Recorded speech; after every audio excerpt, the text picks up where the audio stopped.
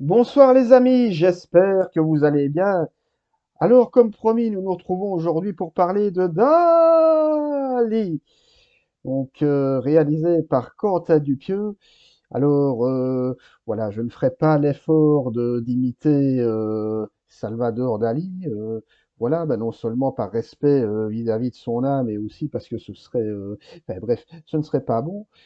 Donc, nouveau film réalisé par le prolifique Quentin Dupieux qui nous sort généralement un film tous les 4 5 mois, ça dépend un petit peu, des films souvent très courts, comme c'est encore le cas ici. Le film dure environ 1h17.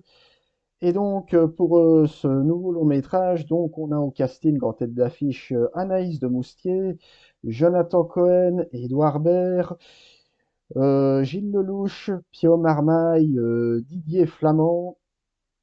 Voilà.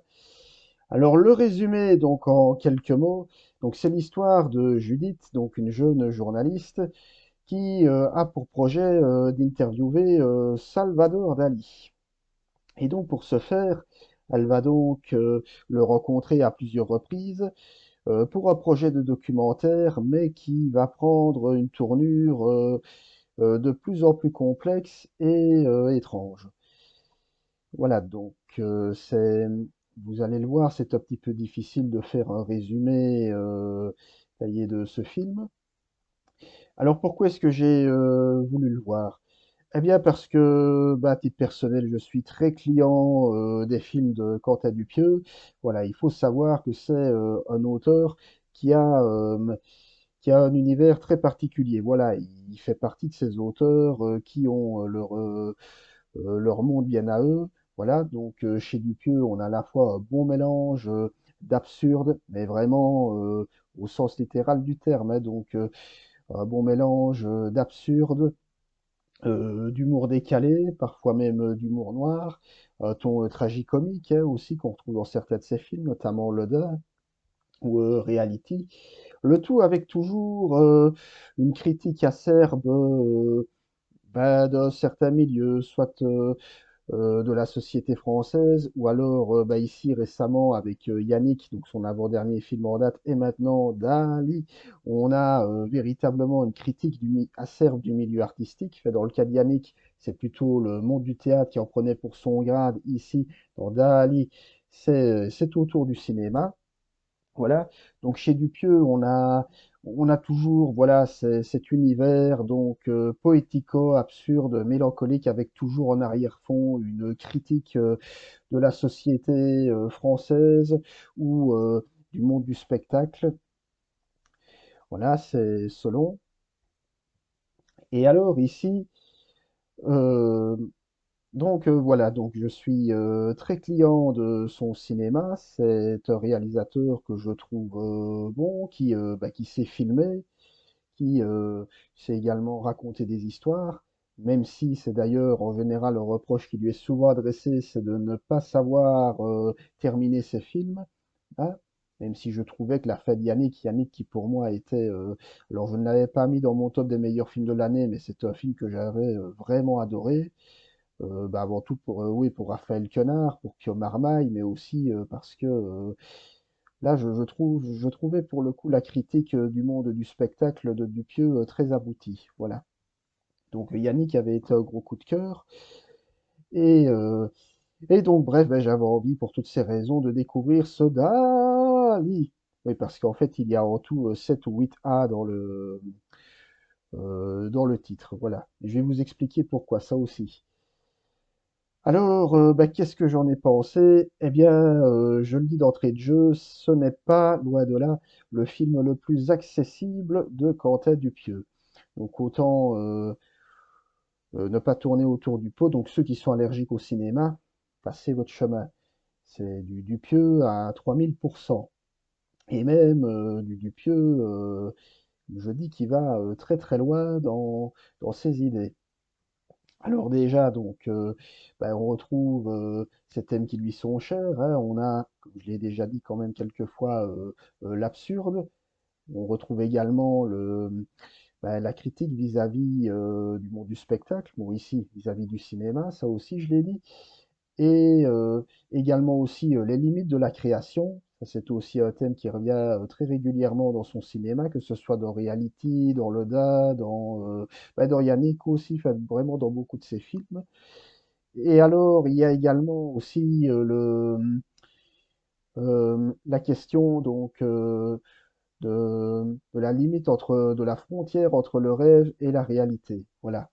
Où là, c'est vraiment un thème qui est clairement poussé à son paroxysme. Voilà. Au point que là, vraiment, Dupieux frappe vraiment un très grand coup. On a donc ici dans Dali le rêve qui va affecter la réalité de plein pied. Pour donner un exemple concret, donc on va voir que le personnage de Salvador Dali va être interprété par plusieurs comédiens différents. Donc on va avoir Édouard Baird, puis Jonathan Cohen, puis dans des rôles plus mineurs, Pio Marmaille et Gilles Lelouch. Et également aussi, last but not least, Didier Flamand, donc en Salvador Dali beaucoup plus âgé. Donc, euh, et là, en fait, justement, pourquoi est-ce que Dupieux a choisi plusieurs acteurs pour incarner Salvador Dali dans différents contextes? Eh bien, pour rendre hommage au surréalisme de ce grand homme. Car on le sait, Salvador Dali, c'était un artisan justement du surréalisme. Alors, les cinéphiles le connaissent évidemment pour Un chien andalou qu'il avait co-réalisé avec Luis Buñuel, film choc d'ailleurs pour l'époque et qui continue voilà, enfin, à la fois fasciné et en même temps à rebuter. Enfin, je sais, enfin, je connais des amis cinéphiles qui n'adhèrent pas trop à la démarche. Moi, personnellement, j'aime beaucoup. Mais voilà, c'est vraiment un parti pris, on aime ou on n'aime pas. Et donc, Dupieux, pour rendre hommage donc à Dali, c'est visiblement dit qu'il allait rendre son film complètement surréaliste, au point que, comme je le disais, on a beaucoup de mal à différencier le rêve de la réalité. Là où dans ses autres films, bon, même si je prends Reality, que je n'ai plus vu depuis un moment, là, même si on sentait que c'était quand même déjà limite à ce niveau-là, on se demandait parfois si on était dans la réalité, dans le rêve, c'était quand même encore limpide parce qu'on avait quand même, semble-t-il, un scénario bien construit.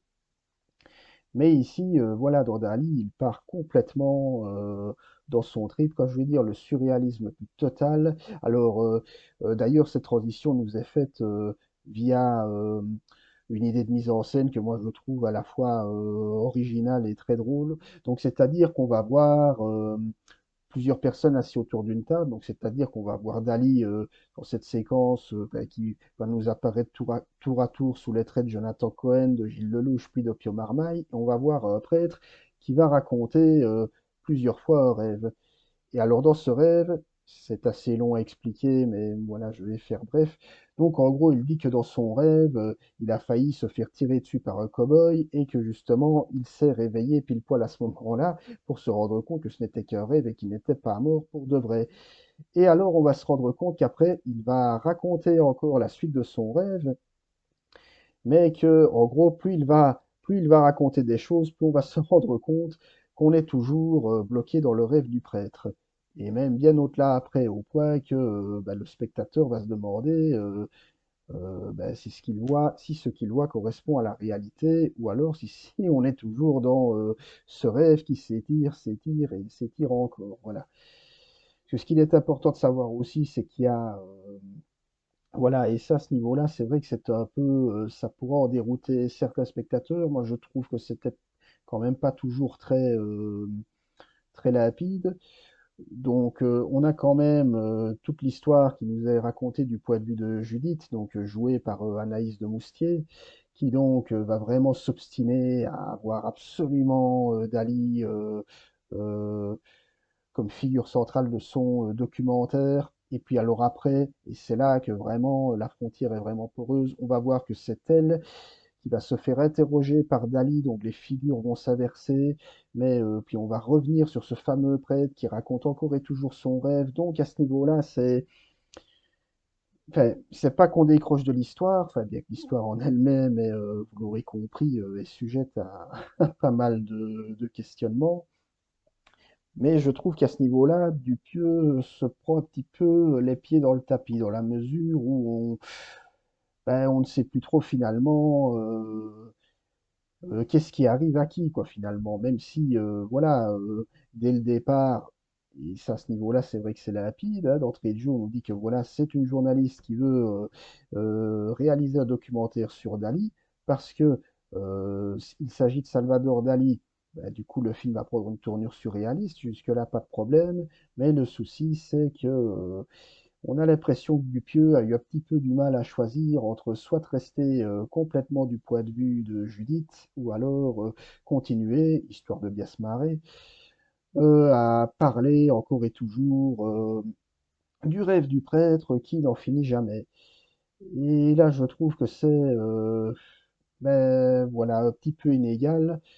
D'ailleurs, le film, je trouve pour moi, est de facture un petit peu inégale. Alors, il n'est pas raté. Voilà, moi, je vous le dis tout de suite, j'ai pas passé un mauvais moment devant, même si de temps en temps, je trouve que voilà, le fait d'avoir rendu son film complètement surréaliste à l'image de Dali, je trouve que c'est une bonne idée, mais que au final, ça a quand même ses limites. Je me dis que sous forme, bon, alors le film est déjà très court, il dure 1h17, mais je me dis sous forme d'un court-métrage de 20 minutes, 20-30 minutes, je me dis que ça aurait peut-être été plus concis, mieux structuré que ici dans un, ben, j'ai envie de dire un long métrage entre guillemets d'1h20, ben, on sent que c'est, ben voilà, qui se prend un peu les pieds dans le tapis, comme je le disais tout à l'heure, Dupieux, et qui, ben, on sait plus trop à quoi on a affaire, quoi, finalement. Et c'est un peu dommage parce qu'il y a pas mal de bonnes idées dans le film, hein. Donc, ben, déjà, rien que l'idée d'avoir fait ben, Carnet d'Ali par plusieurs acteurs différents, qui d'ailleurs sont tous. Alors attention, hein, je veux dire, je vais pas dire qu'ils en font trop, mais ils sont excentriques à l'égard du personnage. Mais on sent qu'ils prennent du plaisir à l'imiter, hein. Mention spéciale à Edouard Baird et Jonathan Cohen qui pour moi ressort du lot.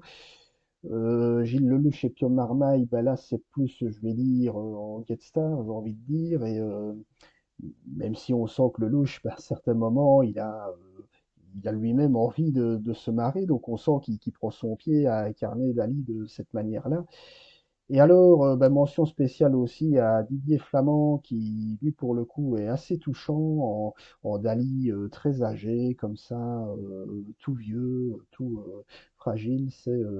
Et ça, comme je dis, hein, c'est ce qui fait aussi la marque de fabrique du cinéma de Dupieux, c'est qu'on a toujours ce côté poétique qui, justement, fait que ces films ben, ne sombrent pas dans, je dirais, enfin, ne sombre pas dans l'absurdité totale, j'ai envie de dire, oui, enfin, dans l'absurdité totale, mais dans le cadre du pieux, ce serait peut-être mieux de parler d'absurdie, parce que, voilà, c'est littéralement un maître de l'absurde, hein, c'est lui-même qui le dit. Mais, alors, je précise aussi que bah, dans la salle, c'est un petit peu particulier, parce que enfin, j'ai pas entendu beaucoup rire, et aussi les rares rires que j'ai entendus, c'était parfois des rires un petit peu de malaise, quoi, l'air de dire est-ce qu'on rit pas, donc après j'ai envie de dire, est-ce que les personnes qui étaient présentes dans la salle connaissaient-elles seulement Quentin Dupieux et son cinéma, ou risquent d'être complètement déstabilisées, ou alors est-ce que le concept en lui-même ne leur faisait pas ne les faisait pas rire, ça je ne sais pas l'expliquer, mais voilà, quoi qu'il en soit, moi je trouve que c'est, voilà, pour moi c'est clairement pas son meilleur film. Moi j'ai largement préféré ben, Reality, qui est, alors je n'ai pas encore vu tous les films de Dupieux, mais jusqu'à présent, moi, ben, ceux que j'ai préférés, il y a Reality, il y a Loda, il y a ben, Yannick, hein, je le disais tout à l'heure, gros coup de cœur, Yannick. Mais ici, je trouve que justement, Dupieux, avec Dali, à force de vouloir trop en faire et de trop verser dans le surréalisme, finit par perdre à la fois le spectateur et par se perdre lui-même, au point que son point de vue, si on le comprend, bah, il finit par tourner un peu en rond, quoi. Comme je disais, on ne sait plus trop si on suit l'histoire de la journaliste ou alors le destin de Dali. Enfin, le destin, c'est pas un biopic, hein, ça, dites-vous bien tout de suite, ce n'est pas du tout un biopic sur Dali. Voilà. Mais là où je trouve que Dupieux s'en sort encore bien, c'est à nouveau dans sa critique du monde du spectacle. Là, ici, c'est clairement le cinéma qui en prend pour son grade. On a Romain Duris qui moi m'a fait beaucoup rire comme ça en producteur bas du front qui ben voilà qui va encourager Judith, donc Anaïs de Moustier, à faire son documentaire et qui il va lui sortir des répliques ben, qui font mouche, hein, du genre, et tu sais, au cinéma, il suffit d'une grosse caméra et de t'entourer d'une équipe de gens qui vont être là, payés à rien faire, qui, euh, qui vont servir à rien. Ou encore, oui, tu sais, les acteurs, même les stars, sont pas très compliqués, hein, elles adorent se faire torcher le tut pour rester hein, courtois. Voilà. Et ça, ben, c'est voilà, c'est toujours ce côté comme ça, un peu cynique à la Dupieux, qu'on retrouve déjà dans ses précédents films, qui moi me plaît beaucoup. Hein. Donc cette critique comme ça qu'il a à l'égard du monde du spectacle, que ce soit le théâtre, maintenant le cinéma, moi ça me plaît beaucoup. Ben, voilà, surtout quand on connaît un peu son type de cinéma. Alors il y a toujours, je le disais tout à l'heure, un thème qu'on retrouve au cœur du cinéma de Dupieux, qui est celui des limites de la création, qui là, ben, justement, je disais, ça rejoint les limites entre la réalité et la fiction, enfin même la frontière entre le rêve et la réalité, qui ici est clairement explicitée dans Dali. Donc, oui, oui, pas de doute à ce sujet-là, on est dans du pieux pur jus, comme je le disais tout à l'heure, mais qui pour moi manque un petit peu le coche. Voilà. Et donc, voilà, ben, je comprendrais tout à fait les personnes qui n'aimeraient pas le film. Je crois d'ailleurs qu'il y a même des gens, même des cinéphiles que je connais un peu, qui ont détesté ce film-là, alors que d'habitude ils adhèrent plutôt bien au cinéma de Dupieux. Et je peux comprendre tout à fait, parce que en tout cas, moi je le redis, c'est vraiment pas son film le plus accessible, et celui qui voudrait découvrir le cinéma de Dupieux, bah, qui ne commence pas par celui-là. J'ai envie de dire qu'il commence par Yannick, par Lodin, mais ou peut-être dans une moindre mesure par Au Poste, mais voilà. Donc si je devrais mettre une note au film, ce serait allez, un petit 6 sur 10. Oui, je vais rester sur 6. J'hésitais entre 6,5, mais non, et 6, mais je vais rester sur 6 parce que pour moi, il y a plein de bonnes idées. Voilà, il y a une mise en scène qui est bonne. Voilà, des acteurs qui sont bien investis dans leur rôle. Il y a, oui, j'ai pas parlé d'Anaïs de Moustier, mais alors moi, c'est une actrice qui, je trouve, fait son petit bonhomme de chemin avec panache. Une actrice que j'ai vue dans pas mal de rôles différents, bref, que je trouve très intéressante, très bien. Et ici, ben, voilà, moi je trouve qu'elle est, bon, encore une fois, elle est crédible, hein, aux journalistes comme ça, un peu paumés sur les bords, d'ailleurs, un running gag du film, hein, elle répète à plusieurs reprises qu'elle était d'abord pharmacienne, et alors tout le monde n'arrête pas de lui dire, ouais, la petite boulangère qui maintenant veut devenir documentariste, et ça revient très régulièrement dans le film, et comme je dis, il y a de bonnes idées, hein, on passe pas un mauvais moment. Surtout quand on est client du cinéma de Dupieux, mais ici, c'est un film beaucoup trop boursouflé, je trouve, qu'il nous donne à voir, et même si on comprend sa démarche, on comprend qu'il a voulu rendre hommage au maître d'Ali, mais voilà, il aurait peut-être fallu rester sur une ossature scénaristique forte, hein, je veux dire, comme c'est pour moi ce qui faisait le charme aussi de Yannick, où bah, justement dans Yannick, même s'il y avait toujours ce côté absurde, bah, il y avait quand même la structure en trois actes, hein, un début, un milieu, une fin, et du coup, bah, de par une structure narrative plutôt classique, on arrivait directement à vite comprendre le point de vue de Dupieux, que ce soit pour un cinéphile préparé à ce genre de cinéma ou un spectateur lambda. Et ici, pour Dali, voilà, il a voulu se faire plaisir, il a voulu aller à fond dans son trip, quoi, au point même de perdre vraiment le spectateur dans la limite entre le rêve et la réalité. Alors, bah voilà, tout ce qu'on peut lui souhaiter, c'est de peut-être revenir après à un film, entre guillemets, un petit peu plus classique, ou en tout cas un petit peu mieux structuré. Donc voilà, donc Dali, un film plein de bonne volonté, avec pas mal de qualité, mais qui finalement finit en demi-teinte. Voilà. Donc, allez, je le redis, un petit 6 sur 10 comme ça. Si vous avez aimé cette vidéo, je vous invite à la liker. Si vous avez vu le film, à me donner votre avis, si vous l'avez aimé, si vous l'avez détesté, ou à me dire ce que vous pensez du cinéma de Quentin Dupieux. Voilà. Quant à nous, on se retrouve pour parler d'un autre film une prochaine fois. À ciao, bonsoir, salut!